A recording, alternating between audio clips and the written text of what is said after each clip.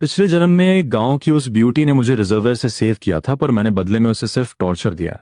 उसके साथ forced marriage की, और जब वो डिलीवरी के बाद कमजोर थी तब भी उसे ठंडे पानी में मछली पकड़ने भेज दिया। फिर भी उसने कभी मुझसे डिवोर्स नहीं लिया, बस हमारी लाइफ को बेटर करने का प्लान सोचती रही। लेकिन जब मेरी गैम्बलिंग की वजह से भारी लोन हो गया तो मैंने अपनी ही बेटी को सेल करने का डिसीजन लिया। ये सुनकर लिऊ रुयान पूरी तरह टूट गई और हमारी 1 साल की बेटी को लेकर उसी रिजर्वेयर में कूदकर उसने सुसाइड कर लिया।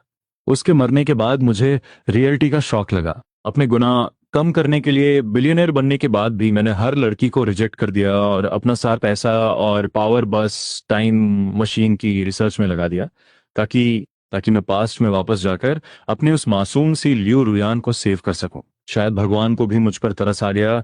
जब मैं अपनी डेथ बेड पर था तो मुझे लगा कि मेरी टाइम मशीन मुझे पास्ट में ले आई है। पर जैसे ही मैंने अपनी आंखें खोली मैं सच में 30 साल पीछे आ चुका था। सामने दीवार के कोने में मेरी लियू रुयान डर से कांप रही थी, अपनी लाल आंखों को रगड़ते हुए। जब मुझे यकीन हुआ कि ये कोई सपना नहीं है तो मेरे मुंह से चीख निकल गई, वाइफ, क्या सच में तुम हो? बस जैसे ही मैं उसके पास गया वो बुरी तरह चिल्लाने लगी, दूर हटो, मुझे टच मत करना। उसकी आवाज में एक भयानक खौफ था। ये रिएक्शन देखकर मैं फ्रीज हो गया। मुझे अचानक याद आया, ये वही टाइम था जब वो अपनी फैमिली से पैसे मांग कर लाई थी ताकि बच्ची के लिए फूड ले सके, पर मैंने उससे वो पैसे भी छीन लिए थे। शराब के नशे में मैंने उसे कितनी बेरहमी से टॉर्चर किया था। ये सोचकर मुझे खुद पर इतनी नफरत हुई कि मैंने अपने ही मुंह पर जोर जोर से 10-12 थप्पड़ जड़ दिए। खून मेरे होठों से रिसने लगा। आंखों में आंसू लिए लियू रुयान चुपचाप मेरी इस हरकत को देखती रही, और फिर उसने एक कड़वी स्माइल दी। उसे याद भी नहीं होगा कि मैंने ऐसा कितनी बार किया है।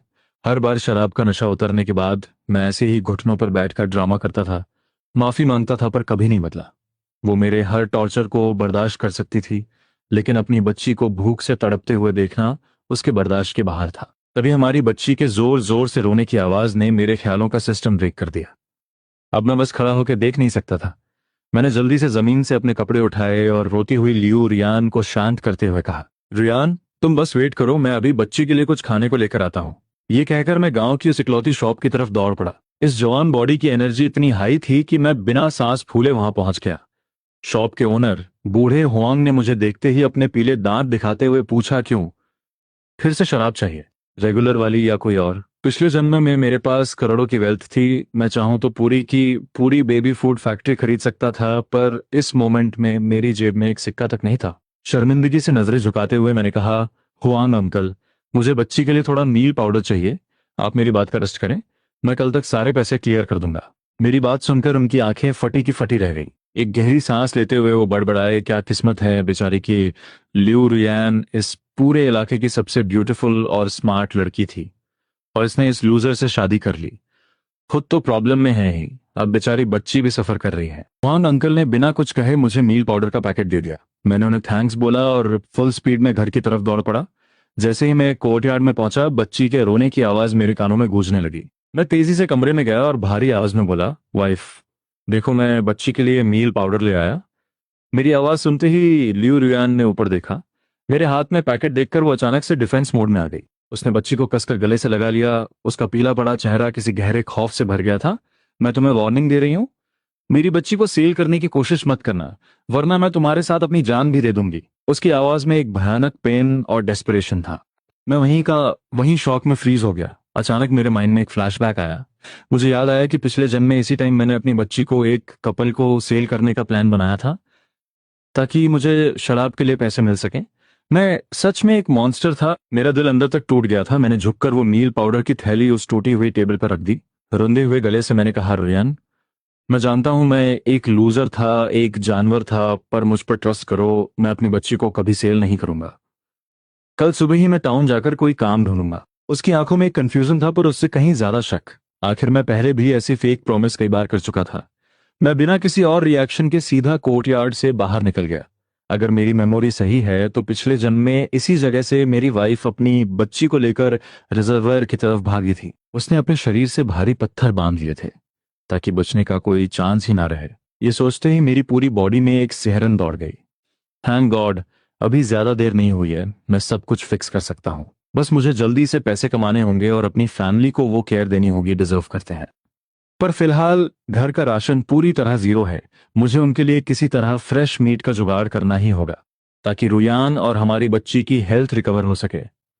मैंने गांव के साउथ माउंटेन की तरफ देखा और मेरी आंखों में एक चमक आ गई।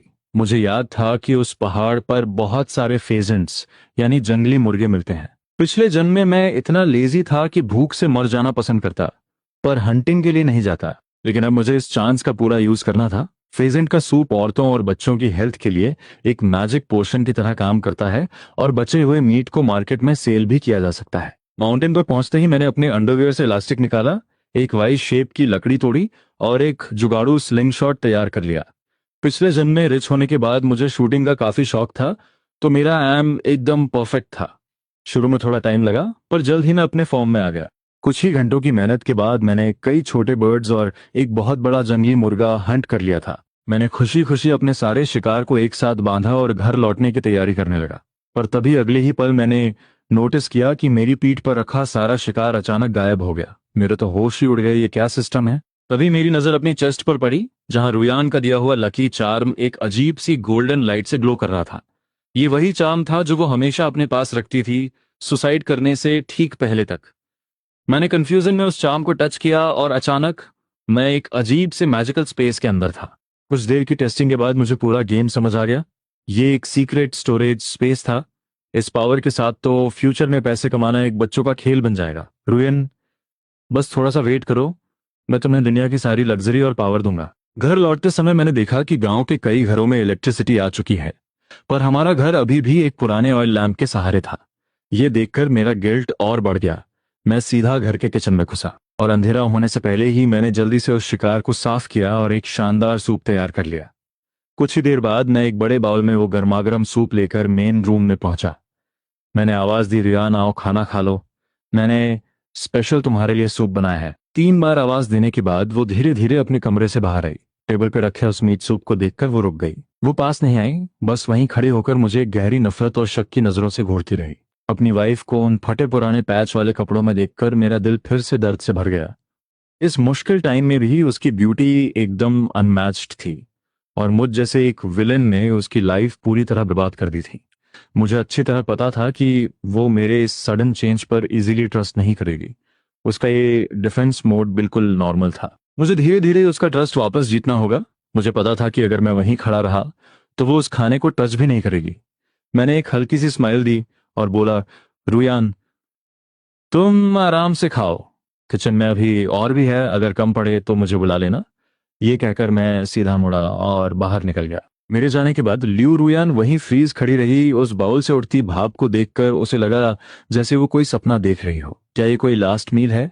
क्योंकि पास्ट का रिकॉर्ड यही था कि घर में जो भी अच्छा खाना होता था वो मैं अकेला खा जाता था और उसे सिर्फ बचा कुचा खाना और पानी मिलता था। इस मोमेंट में भले ही उसकी एनर्जी लेवल बिल्कुल डाउन थी और उसे तेज भूख लग रही थी, पर मेरे इस अजीब बिहेवियर के कारण वो खाना खाने की हिम्मत नहीं जुटा पा रही थी। वो धीरे से कमरे के दरवाजे तक आई और उसने मुझे बाहर बैठे सूप पीते हुए देखा। तभी उसकी नजर किचन के दरवाजे पर टंगे उस बड़े से जंगली मुर्गे पर पड़ी। उसे समझ आ गया कि ये मैंने माउंटेन पर हंट किया है, चोरी नहीं किया। इस बात से उसे थोड़ी तसल्ली हुई और वो वापस अंदर जाकर चुपचाप वो सूप पीने लगी। बहुत टाइम बाद उसे इतना अच्छा खाना मिला था, इसलिए उसने थोड़ा ज्यादा खा लिया और उसे एक डकार भी आ गई।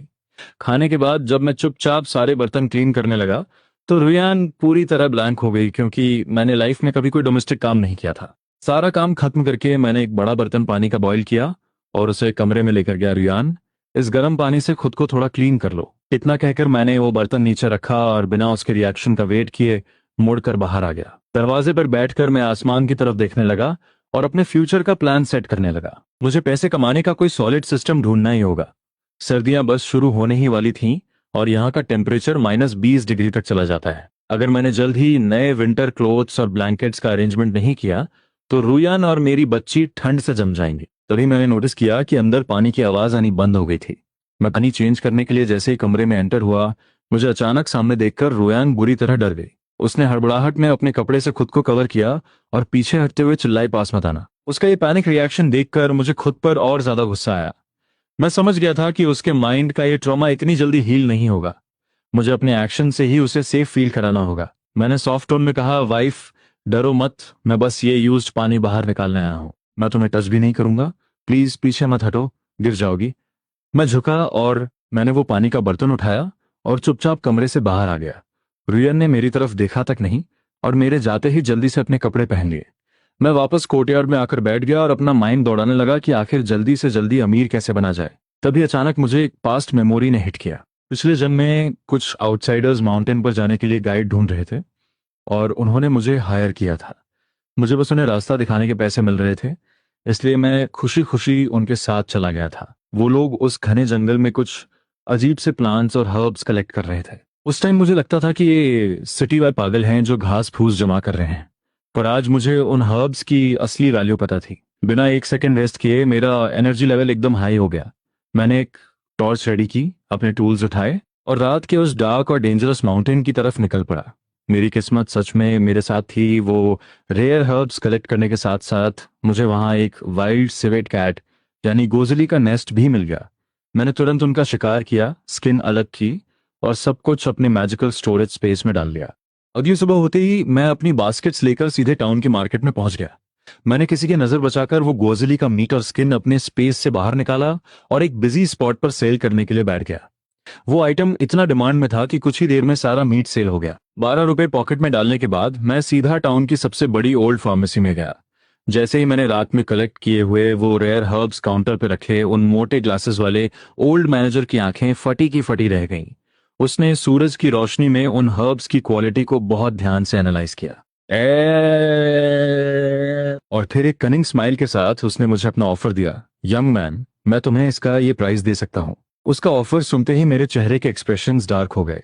वो मुझे कोई बेवकूफ विलेजर समझकर बुरी तरह स्कैम करने का प्लान कर रहा था। बिना कुछ कहे मैंने अपने हर्ब्स वापस उठाने के लिए हाथ आगे बढ़ाया। ओल्ड मैन का रिएक्शन बहुत तेज था। उसने तुरंत मेरा हाथ पकड़ा और बोला, अरे यंग मैन, इतनी जल्दी क्या है? अगर प्राइस पसंद नहीं आया तो हम नेगोशिएट कर सकते हैं ना। बात करते हुए वो लगातार मेरे फेस को रीड कर रहा था। जब उसने देखा कि मेरी आंखों में एक ऐसा कॉन्फिडेंस है जो मेरे जैसे यंग लड़के में नहीं होना चाहिए, तो उसे हार माननी पड़ी। उसने एक भारी मन से अपना फाइनल ऑफर दिया, 6 ग्रेट यूनिटी नोट्स, इससे ज्यादा मैं एक पैसा नहीं दूंगा। मुझे पता था कि इस रेयर आइटम की वैल्यू मार्केट में इससे कहीं ज्यादा है, पर प्रॉब्लम यह थी कि मुझे आज के आज ही कैश चाहिए था। यहां से मेन सिटी बहुत दूर थी और आज की कोई बस भी नहीं बची थी। मेरी वाइफ और बच्ची घर पर भूखे थे। मैंने तुरंत अपना डिसीजन लिया और एक रिलैक्स टोन में बोला, डील डन। उस टाइम के हिसाब से 60 रुपए एक बहुत बड़ा अमाउंट था। ये किसी नॉर्मल वर्कर की 2 महीने की सैलरी के बराबर था। पैसे मिलते ही मैं सीधा घर नहीं गया। सबसे पहले मैंने कुछ ब्लैक मार्केट डीलर से राशन और मीट टिकट्स अरेंज किए। इस एरा में टिकट्स की वैल्यू कैश से भी ज्यादा थी। फिर मैंने बच्ची के लिए बेस्ट क्वालिटी का मिल्क पाउडर और ढेर सारा पोर्क खरीदा। इसके बाद मैं सीधा क्लोथिंग स्टोर गया और उस टाइम की सबसे ट्रेंडिंग ड्रेस और स्कर्ट पैक करवा ली। मुझे पता था कि मेरी रुयान उस ड्रेस में एकदम स्टनिंग लगेगी। आखिर किस लड़की को खूबसूरत दिखना पसंद नहीं होता। वापस लौटते टाइम मेरी मुलाकात एक पुराने हंटर से हुई। मैंने अपने थोड़े से राशन के बदले उसकी वो विंटेज हंटिंग राइफल भी ट्रेड कर ली। इस एरा में जहां मीट मिलना इतना मुश्किल था, एक राइफल मेरे सर्वाइवल का सबसे बेस्ट टूल साबित होने वाली थी। घर पहुंचते ही मैं सीधा किचन में घुस गया और अपनी फैमिली के लिए एक शानदार डिनर प्रिपेयर करने लगा। जैसे ही बाहर अंधेरा हुआ, लियो रुयान अपनी पीठ पर बच्ची को बांधे और हाथ में कुछ मक्के की रोटियां लिए घर लौटी। कोर्टयार्ड में एंटर करते ही उसे फ्रेश मीट की खुशबू आई। वो किचन के दरवाजे पर आकर खड़ी हो गई और मुझे एकदम कोल्ड नजरों से देखने लगी। कल से मेरा ये बदला हुआ बिहेवियर उसे किसी हॉरर मूवी की तरह डरा रहा था। मीट देखकर उसके माइंड में पहला थॉट यही आया कि शायद मैं फिर से कोई गैम्बलिंग गेम जीत कर आया हूं। पास्ट में भी जब मैं कुछ पैसे जीतता था तो ऐसे ही ओवर एक्साइटेड हो जाता था, पर हारने के बाद मैं एक मॉन्स्टर बनकर सारा गुस्सा उसी पर निकालता था। वो पूरे दिन की मेहनत के बाद बुरी तरह एग्जॉस्ट हो चुकी थी। उसके पास मेरे इस ड्रामे को एनालाइज करने की कोई एनर्जी नहीं बची थी। वो चुपचाप अपने कमरे में गई, मक्के की रोटियां साइड में रखी और सोती हुई बच्ची को बेड पर लिटा दिया। तभी अचानक उसकी नजर उस टूटी हुई टेबल पर रखे एक एक्सपेंसिव मिल्क पाउडर के डिब्बे पर पड़ी। वो देखते ही उसका दिमाग पूरी तरह ब्लैंक हो गया। वो तेजी से भागते हुए किचन में आई और बिना कुछ सोचे सीधा मेरे मुंह पर एक जोरदार थप्पड़ जड़ दिया। स्मैक। मैं अपने हाथ में वो फ्रेश मीट की प्लेट लिए हुए एकदम शॉक में रह गया। मैं कुछ बोल पाता उससे पहले ही मैंने देखा कि लियो रुयान की आंखों से आंसुओं की धारा बह रही थी। मैंने जल्दी से वो प्लेट साइड में रखी और उसके आंसू पोंछने के लिए हाथ आगे बढ़ाया, पर वो तुरंत 2 कदम पीछे हट गई। एक भारी आवाज में मैंने पूछा, वाइफ क्या हुआ? मुझसे कोई गलती हुई है क्या? तुम अभी रिकवरी फेज में हो, इतना स्ट्रेस मत लो। रुयान के होंठ कांपने लगे और उसने एक डेस्परेट आवाज में चिल्लाकर कहा, क्या तुम फिर से मेरी फैमिली के पास गए थे?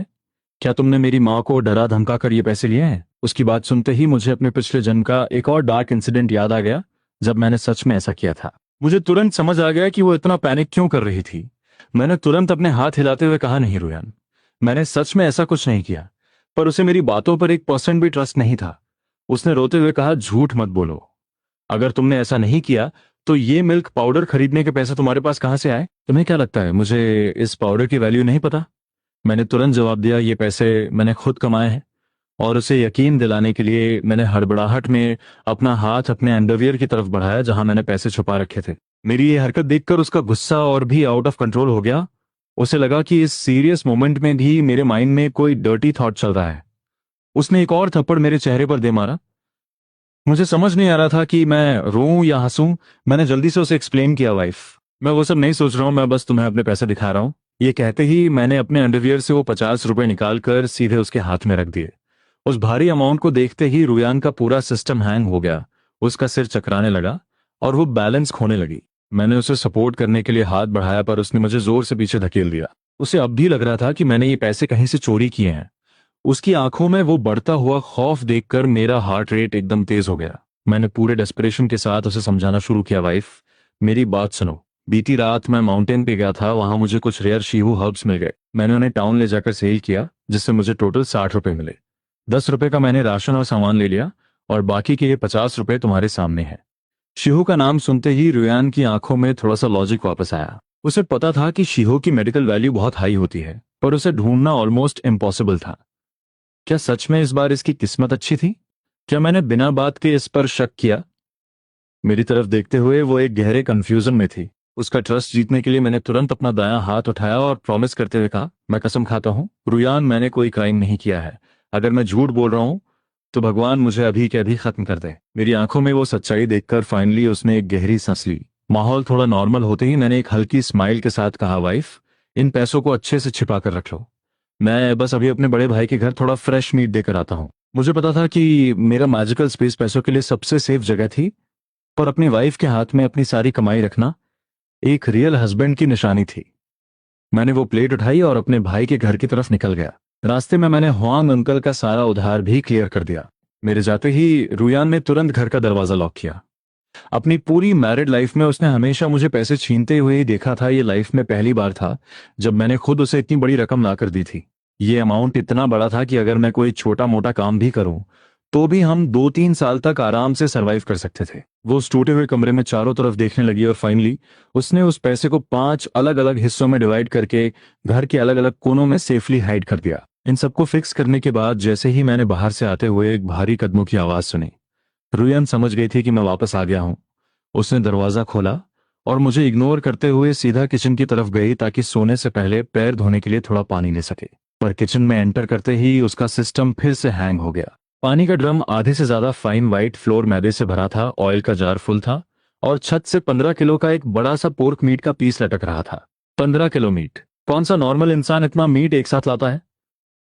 रुयन का माइंड पूरी तरह ब्लैंक हो गया था। क्या सच में ये इंसान बदल गया है? उसे अभी भी यकीन नहीं हो रहा था। आखिर कुत्ते की पूंछ कभी सीधी नहीं होती।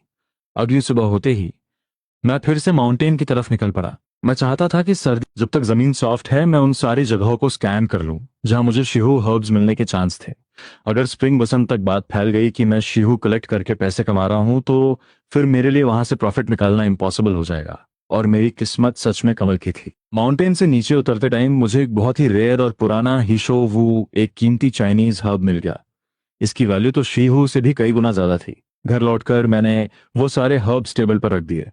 रुएन ने उस जंजर जैसे दिखने वाले हर्ब को देखा। उसने शायद इसके बारे में किसी बुक में पढ़ा था। एक गहरे कंफ्यूजन और शौक के साथ उसने पूछा, क्या ये ही शो वो है? उसकी आवाज में एक डाउट था। मुझे बिल्कुल भी एक्सपेक्टेड नहीं था कि मेरी वाइफ का नॉलेज लेवल इतना ब्रॉड होगा। गांव के ज्यादातर लोगों को तो इसकी वैल्यू का कोई आइडिया ही नहीं था, वरना माउंटेन पर इतने सारे रेयर हर्ब्स कभी बचते ही नहीं। अभी शिहू और हीशोवू की वैल्यू बहुत हाई थी। 10 साल बाद जब एग्रीकल्चरल टेक्नोलॉजी एडवांस हो जाएगी तो ये सब आर्टिफिशियली ग्रो होने लगेंगे और इनकी रेयरनेस खत्म हो जाएगी। पर फिर भी वाइल्ड हर्ब्स की प्राइस हमेशा स्काई हाई ही रहती है, क्योंकि असली वाइल्ड हर्ब्स मार्केट में इजीली नहीं मिलते। मैंने अपनी बत्ती से दिखाते हुए एक बड़ी सी स्माइल दी और बोला, बिल्कुल सही, ये ही शो वो ही है। कल मैं तुम्हें और बच्ची को टाउन लेकर चलूंगा, थोड़ा घूमेंगे और इन आइटम्स को फार्मेसी में सेल भी कर देंगे।